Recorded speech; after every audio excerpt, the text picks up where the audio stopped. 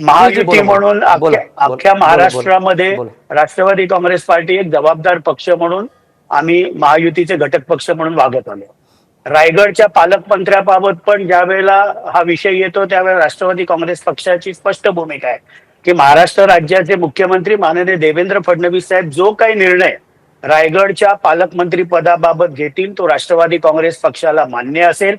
राष्ट्रवादी काँग्रेस पक्षाकडनं कधीही शिवसेना असेल, शिवसेनेचे मुख्य नेते माननीय उपमुख्यमंत्री माननीय एकनाथरावजी शिंदे साहेबांवर कधीही आरोप किंवा खालच्या प्रकारची टीका केली जात नाही.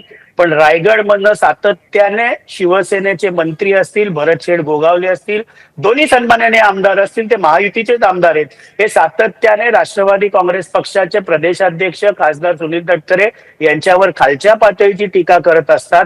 राजकीय संघर्ष नक्कीच त्यांच्याशी आहे, पण महायुती म्हणून शेवटी शिवसेनेबरोबर सत्तेत असताना एक समन्वय देखील ठेवणं त्यांच्या बाजूनी गरज आहे. राष्ट्रवादी काँग्रेस पक्ष कायम संयम आणि समन्वय ठेवत आलेला आहे.